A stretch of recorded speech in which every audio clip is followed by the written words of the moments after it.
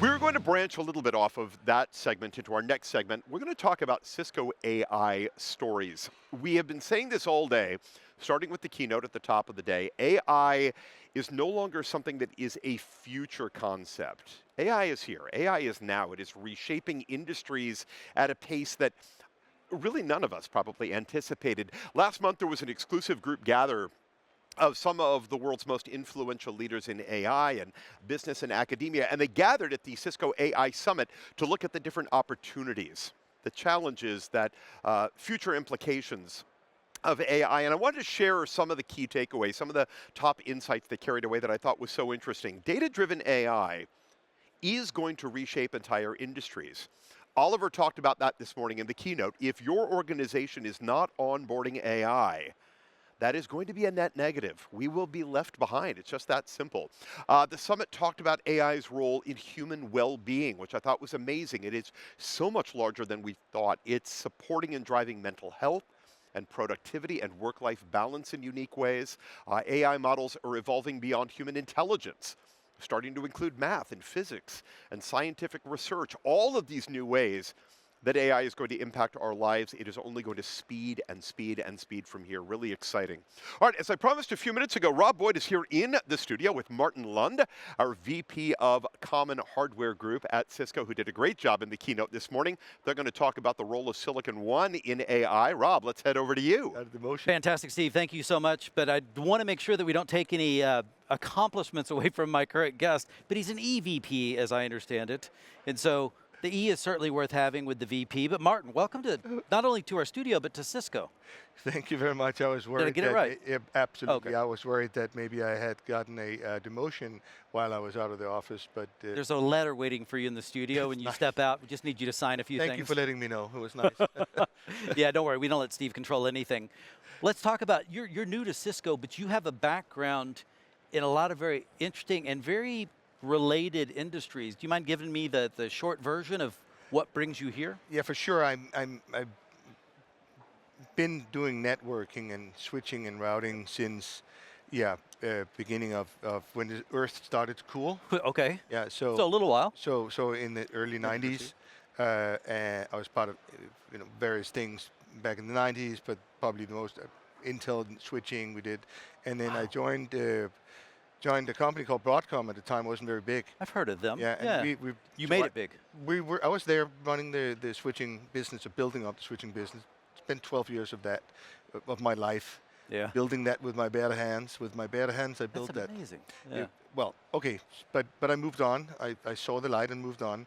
Did various things in semi after that, and then did some time in telco, and then, but for cloud native stuff, we ended up selling the company to Microsoft. So I spent time actually on the inside of a hyperscaler. Okay.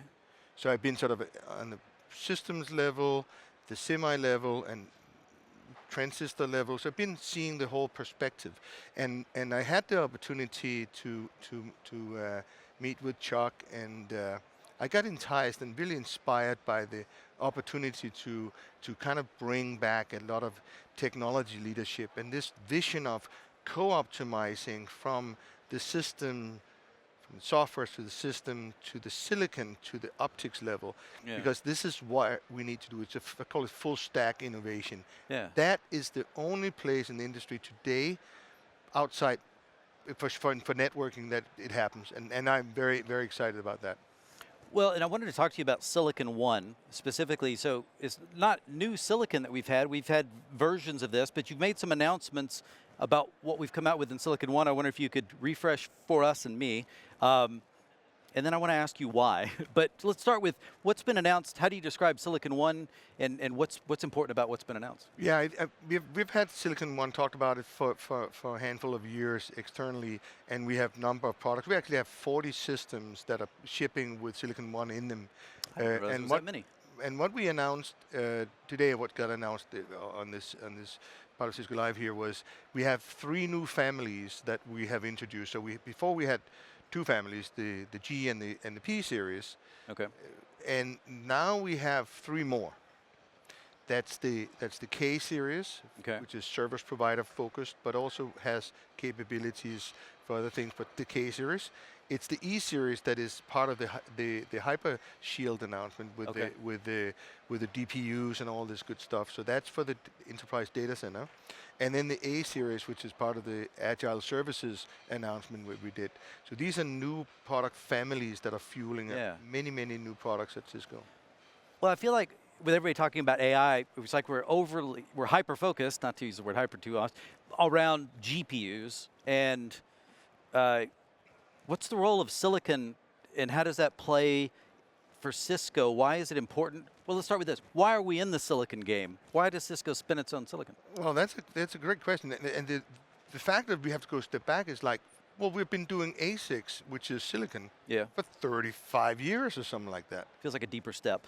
Yeah. This is just different. It's new because we're now doing it full custom, also known as COT, custom owned tooling. So we're taking it from, paint by numbers. Now we have it at the transistor level. And why do we do that? Because in order to lead, you have to really control the tools of innovation. And semiconductor is so important in that play. Now software is too. It's a great accelerant. But hardware and silicon defines the limits of what software can innovate to. And in the innovation toolbox, semiconductor and full custom semiconductor is the biggest hammer there is. And we need that to go and tackle these barriers and these big challenges coming our way. And a lot of that has to do with AI. And are we still trying to answer those kind of overly simplified engineering questions of what to do in hardware versus what to do in software because of the pace of change that we can potentially control or not? Or are we, by doing our own, does that increase our pace of innovation in a way that also can be done? We get the speed at speed, I guess. We will definitely get the speed over time, but it takes time, and it's a big journey we've been on. But at the highest end, and what we're doing with hyperscalers with Silicon One, it is simply required. Yeah. We do not have a path if we don't build our own silicon because we're pushing the boundaries of physics at that level. And at rest of the portfolio, we're now providing an innovation platform. Lots of this is driven by software programmability, and as we roll out these things, we can now deliver innovation into the entire end from the edge of the network to the core of the network, and that becomes now a competitive advantage. And then I would say, we can do more now. So it's an innovation game. Yeah. We can actually address problems that show up as part of maybe an AI networking. We can do that with a programmable engine, or we can build new optimized silicon for the future that can tackle it. So this is really a game changer for us. So you are saying it is an enabler of a lot of the things that we continually try to get better and faster at as we go forward. So we've been laying a foundation for being able to do the things that we've rolled out now, and it continues to set us up. So silicon's not demoted in any way in terms of this new AI-based No, focus. silicon is essential for us. It is core to our ability to have relevance to these very large training centers. It is also very relevant for us when we talk about integrating security and networking together. So it basically becomes a foundational fabric. It's one of those, G2 talks about it, it's one of the key foundations of what it is. It's the platform, it's the silicon, and it's AI. It's that big. Can I ask you, is that a large reason why we brought you in with the Common Hardware? Is it Common Hardware Group? Am I saying that right? You're saying it right. Okay, so the CHG, because I'm not used to, we're comfortable with our acronyms until we have to explain them, and then I get lost. But so, is that part of your charter? You're bringing this background in Broadcom, in hyperscalers with Azure. You've got Intel background. You've got all very cool background in terms of what we're doing. How much can you tell us about what you've been chartered to accomplish that we haven't been doing before? Well, I would say that we need to lead. Okay. We need to grow. Yep. And I can tell you what my priorities are. I love that. Maybe Okay. that's Yeah, let's do that. It is to execute with predictability, Okay. execute with quality, and execute with velocity. And all of that is what's required in a world where the entire stack is being accelerated due to AI. Everything we do, from the most foundational level to the most advanced business applications, are moving at lightning speeds. Innovation happening across, and that's what I'm excited about. This co-optimization, it is the ability to innovate, and I think Cisco is one of the few companies in this world that still have the engineering capabilities, the talent, this customer base, the, the, the might and the weight and the interest and the vision to actually go and make a move here. So Cisco's made lots of investments in the silicon, and obviously we continue to reap from that investment as we turn out these new models with the silicon. Because I don't understand completely, always wonderful when the show floor is going to tell us what's going on. Solutions reception will be starting in 30 minutes. Hopefully they heard that, or they're wondering why I stopped talking. Yeah, that's right. But they're basically saying the reception is starting in a few minutes. If that concerns you, please get over there. But other than that, we're in the middle of a recording. I guess the question is around these. Do you feel Cisco's well positioned, it sounds like, then do we have the right elements in place to execute on where we find ourselves in today's market and the way things have been shifting? I absolutely believe we are. I believe we're actually just on the cusp of this transformation, and I will see, we focus a lot of the hyperscalers and AI training clusters, all that stuff, but the reality is a lot of these, and the world woke up when we saw the DeepSeek model show up, and it's like, oh my God, they are really small, they can be really efficient at the edge. Yes, that's the strategy that the company is on. The journey is to say, we will enable this out with our customer base. Not everything's going to run in the cloud. Some will, but a lot of it will be out there in the OT environments, in the IT environment, and we, as a trusted supplier, can put solutions together that can simplify the complexity out of it, so you can actually go on with it and do the work. And I think we are very well positioned. Yeah, I think you're in an interesting position to help us do this too. It's always going to be fun to follow how well you're executing on your priorities and put some numbers to those things. That's right. I'm gonna follow you and try to see what's going on. Martin, thank you so much for joining us. And again, welcome to Cisco. Appreciate it. If I fail, I might end up with that title, the letter. the beginning one. Yeah, Steve will talk to you in a little bit. No, thank you so much. Stay seated right there. I'm going to turn it back over to Steve right now as we continue the show. But thank you to Martin. EVP Martin Lund, who's back over here on the other side. Now, we're grateful to have Martin with us, and thank you for the great vision. I was thinking back to Martin's time on stage with G2 this morning at the keynote, which already feels like years ago. We have covered so much here across the course of this broadcast day and out in the world of solutions. It's just been incredible. And speaking of keynote, here in the studio, we were just handed a brand new highlight reel of the keynote. We want to share that with you right now. Some of the thought leadership and the phenomenal future vision. We'll come back and we'll comment on it in a moment. Let's enjoy that together.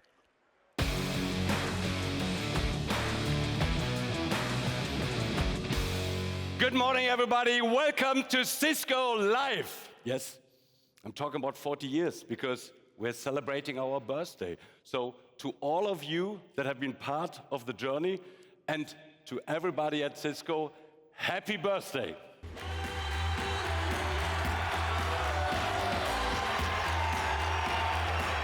And so there's incredible momentum in the past year. We launched the AI Pods, which was a validated design for compute, storage, and networking all together. We also made sure that we launched the AI Server, which was an NVIDIA-powered AI server. But what we wanted to do was we wanted to make sure that we can increase the flexibility for you even more. And so our first announcement today, we will make sure that we provide for you a NVIDIA-based GPU server that can either be a 2 GPU, 4 GPU, 6 GPU, or an 8 GPU server. You have full flexibility in how you'll be able to make sure that you scale up. And this is something that's going to give you all the flexibility where you don't have to jump in right away with everything all at once, but as your needs grow, we will grow with you. Next, I want to talk about something that's completely category defining. The introduction of Cisco smart switches. It's basically the most revolutionary new switch with built-in DPUs, or data processing units. And we're so excited about this because this completely changes the landscape of networking like never before. So let me actually walk you through what the announcements are, because we're announcing 2 classes of switches. A cloud on-ramp switch with a DPU, and a top-of-rack switch with a DPU, both based on a Silicon One design, where we've partnered with AMD so that they can provide us the DPUs. The reason it's important to have a DPU and a switch is because it provides acceleration. For the first time announcing Cisco's Enhanced Cloud Protection Suite, which essentially is the most advanced hybrid mesh firewall in the world. This is something that's really important and a game-changing moment in what's happening in the industry with this concept of a hybrid mesh firewall. The amazing part of this, it's all managed in a single pane of glass with security cloud control that's available now. We wanted to make sure that we had this gorgeous, beautiful way to go out and manage your hybrid mesh firewall, but what we also want to do is make sure that you can have a completely different way that you can interact and engage and set policy and do troubleshooting. So sitting on top of security cloud control is Cisco AI Assistant. That's a unified AI assistant that'll be able to allow you to set policy based on a prompt interface, that allows you to troubleshoot based on a prompt interface. That's multimodal. You ask it a question in natural language, get back a response. We're announcing zero-friction Wi-Fi 7 branch and site capabilities from both an access point perspective as well as the switch. We're launching 2 models of switches that are both very energy efficient kind of designs. They're new access points designed for smaller spaces, and then the other one is a regular access point, and they're going to be available starting this month. Now, we're also announcing a branch switch that's actually specifically designed to work with the Wi-Fi 7 access points. There's going to be a continued level of introduction of newer and newer access points, and they all work harmoniously with a switch on a unified platform. We're also announcing an AI assistant for networking as part of the Cisco Unified AI Assistant. So now you're able to go and have a prompt-based interface and a natural language interface for management of all your access points and your switches just baked into the product. We want to announce to the market that we will have a Cisco Agile Services Network. So we will have, for example, quantum-safe MACsec embedded into this kind of blueprint. And we'll have the ability for monetization that can be delivered to the service providers. We're announcing routing infrastructure with Cisco 8000 switches. This is basically distributed edge switches as well as converged access points. They're all built on the Silicon One architecture, which means that the management of these switches is going to get to be a whole lot easier than what it has been in the past. And we'll have it be completely optimized for AI. We have a couple major announcements in our coherent pluggable optics. We've already had 400 gig optics that can actually transmit up to 1,000 kilometers. What we're doing now is we're making sure that we can increase this for ultra long haul so that you can now expand that to up to 3,000 kilometers. You can now start to have optical signals go out and connect and do data center interconnect across a very, very long distance. And then the second thing we're doing is we have 800 gig optics that are going to be for up to 1,000 kilometers. All of this actually fits into your pocket. This is what an coherent pluggable optic looks like. We're announcing today Thousand-Eyes Traffic Insights. And Thousand-Eyes Traffic Insights essentially provides deep visibility into the network for owned infrastructure that you might have, and then also instantly pinpoints disruptions that you might have. We're going to be able to accelerate any kind of remediation and automation that needs to be done so that the problem can be solved. And this is going to be available in March. We're now adding AI Assistant in Splunk Observability Cloud. That's available now. So now you're able to have classic prompt interfaces with AI go out and manage your entire observability estate. Essentially, what Cisco is doing is fundamentally reimagining the way that you will actually have data to see what's happening in the estate. But what it's also doing is reimagining security operations itself. Extended detection and response was an area that we had announced as a product a year ago, and what we're doing is integrating that into our full platform. So what we're announcing today is an integration of Cisco Meraki with XDR. You will be able to make sure that you take the networking telemetry and feed it into XDR, and you can then take the incidents that are in XDR and have them show up in the Meraki dashboard. All right, so you have one other important announcement to make. Welcome to SnapAttack. SnapAttack is a company we just recently acquired. It enables detection as code. And so we welcome the SnapAttack team to Cisco. Looking forward to adding value to all of our customers here. All right, so to conclude, you should assume that we're going to build products you love. You should assume that they're going to be great quality. And you should assume that we're going to continue to be very asymmetric in the way that we build them.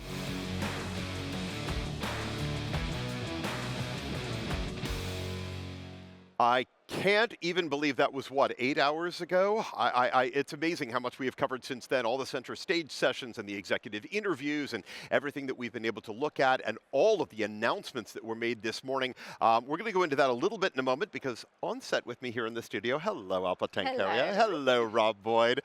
This makes me happy. I get my buddies in here with me. Distance hugs, Virtual hug. distance hugs and all that. So we just heard from G2 in this highlights reel of everything that happened in the keynote, announcement after announcement after announcement.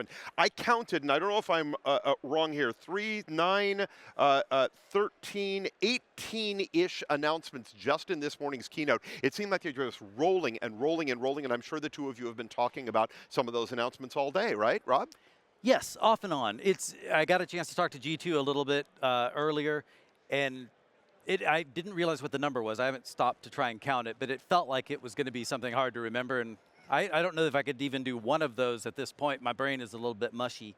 But yes, I think what we're seeing is we're seeing a lot of, I feel like last year we saw more talk about what we might be doing in AI, or were doing, of course. We don't ever phrase it like that. But now I'm starting to see a lot more execution and a little more clear direction coming out of not just one, but a lot of areas in terms of how we're embracing some of the seismic changes that we're seeing in the market. Yeah. Absolutely agree. And we were talking about this earlier, Alpa, right? That this is what Oliver talked about at the beginning. We're past the age of hype. We're into the age of AI agents now. So as you're saying, Rob, a lot of this stuff, I'm not going to say it was vaporware, it was conceptual. This is where we see AI going. And now it's to the point where we're saying, now it's not where we see it going, it's here now. Now it's up to you of whether or not you adopt it, how rapidly you adopt it, and if you don't adopt it rapidly, basically bid differentiation goodbye. But I think what we're seeing too, though, is we're seeing it's becoming, you know, we think of AI so distinctly now. We certainly make fun of how much we talk about it, but I do think that we're going to see further integration so that you don't think about it. It's just doing things for you. Like, I'm really anxious for that. They used examples of the call centers you call in, how long are you on hold, and all that kind of stuff. Because that's my biggest gripe nowadays is when you call an organization and it's like, wait, is this one that I can interrupt? Is this one that I have to only use tones and it's not talking? It's like, how do you judge the capabilities of the AI? It's so true. You're right. It's just going to be integrated. It's going to be native. It's going to be part of it. You said a moment ago making fun of. Speaking of making fun of, I'm looking out into the world of solutions. I believe that Cedric DeValder has managed to find his way into the McLaren car. Oh, wow. Cedric, can you hear me? Is he old enough to drive? Steve, yes, I am actually, Rob. To be honest, I might lose my license at some point, but I'm actually trying to get home, which is harder than you think, as you can see. I'm not going to become an F1 driver, to be honest. But what's really cool on a serious note is that this simulator, and I'm going to keep driving. I'm kind of, hands-free with the mic. Basically, this car is generating about 3,000 data points per second, and that goes up into a Splunk dashboard, as you can see above me potentially. And basically, it gives you information of speed, prior tire pressure, how many times I've crashed, which I'm going to do right now again. But yeah, it's really cool, and it's also something that not at McLaren, but it's something that the McLaren esports team is using as well to kind of improve the strategy of their game. It's kind of, they use a similar stimulator. I don't advise driving and presenting at the same time, to be honest, guys. But I'm having good fun. I'm going to trade back to the studio before there are more crashes and before I kill someone. Thank you. It really, well, it's the, what was it? Was it the stimulator? I think he was just in the stimulator. That's a different product. But I mean, I don't know whether to be incredibly impressed by the fact that he was able to do 18 clover leaves and crash into things while continuing to give valuable content, or if he just died on the way home. He did better than I could. Are you sure? Yeah, I think so. I think you can climb into the stimulator tomorrow. We'll see how you do with it, right? What do you say, Rob? You going to the stimulator? No. No, you're not, absolutely not. Yeah, I can't judge if he's doing a good job or not. It does look a little tense, and I think there's a reason why they use simulators to be able to test your skills Yes. in a less expensive version of what he may have cost the company. Absolutely. It makes me wonder whether or not they require F1 drivers with McLaren to also talk about Cisco AI and potential technologies while they're working their way around the track. What do you That's probably think? a different tier of the marketing agreement, I'm thinking. So yeah, it involves hazard pay in some way. All right, let's get back to serious things here. So I mentioned some of those announcements. Rob, you touched on a little bit and making it native. Some of the things I thought were really interesting. Thousand Eyes specifically with traffic insights that we're starting to see again as native. It's not a matter that we go after the data and we try to parse through that data and utilize the data in real time. That is now happening automatically. That's exactly what you just said a moment ago, right? We were looking at some of the new Meraki smart cameras. We were looking at those wireless switchers that G2 was talking about. All of these things that, if we look at the next generation, if we look a year down the line from now, we're going to look back at where we are right now, Alpa, and our view is going to be, well, how was this ever not a thing, right? Well, I was saying to you earlier, Steve, right, when we had Oliver in the keynote talking about how far we've come in 40 years. So I'm just thinking, well, where we're at now, what's going to come in the next 40 years, exactly to your point. And that's what I'm curious to see if I'm still around. If you're still around, listen to you. I don't know, 40 years from now, Rob, what do you think? I think I'll be around. Not in this form, maybe, but to a certain extent, I've been loading my entire essence into all these tools. The minute I get them, privacy be damned. So I feel like there's going to be some version of me replicated quite easily here, very shortly, to be honest. I think we had it a few years ago when we had Big Head Rob. That's an inside joke. I'm not going to go any deeper than that. I'll tell you what I do want to go into. Let's go back to WebEx a little bit, because Rob, you got to spend a bit of time in WebEx, right? Talking about utilizing AI not only to increase the customer experience, as you just said a moment ago, the employee experience as well. When we keep our people happier, when we're able to utilize these technologies to really improve the work that they are able to do, how they perform, their desire to perform well for the organization and actually be as highly productive as they can. We don't usually think of that interior for our organizations. We think about the customer, but how does it affect our own people inside the company? Well, and here's the thing, you know, with WebEx, I think one of the big challenges in all these areas, and every one of our customers is facing now, is there was the no one go to work, and then there's the now some companies demanding you come back to work, but then you're like, but there's something in the middle that's happening, and I have to think that the idea of being flexible and not knowing exactly what you're dealing with in terms of workplace facilities is still not an easy calculus. And what I like about these systems is the flexibility for being immediately productive, so that you can focus. The ceiling mic was something we talked a little bit about, and in Miami, I was thinking it was last Cisco Live. Oh, it was at WebEx 1. He corrected me, but it was WebEx 1. Sure. Because some things start to blend together. I can't imagine what it's like for you. I don't do near as many. But the whole idea that this is, you know, you go, oh, it's got like 64 microphones that can do the beam forming to isolate things so that the whole camera, the microphones on here that we're always bumping into or reminding people to unmute so we can hear anything on the remote side, all of that is taken care of you now, and in a way that you're not going to bump into it. And it's automatic, and it's constantly kind of factoring itself to provide a better experience on whatever the active real-time configuration of people are. And so as people stand up and move around, the cameras are using their intelligence. If they've got PTZ, they're going to take advantage of that. Those cameras are all seeing if you ever turn them into kind of their, I forget what the wording is, but it's kind of a background analytics mode where you can see what it's actually doing. It's stuff you wouldn't want to normally see because it's kind of distracting. But the picture on these things is much, much broader than we ever see. But WebEx may not show it to us, but they're using that as part of the intelligence to go, oh, someone's entering frame, top left. How do I accomplish that? How do I pick that up? Absolutely. We are getting very close. We're about 30 seconds out.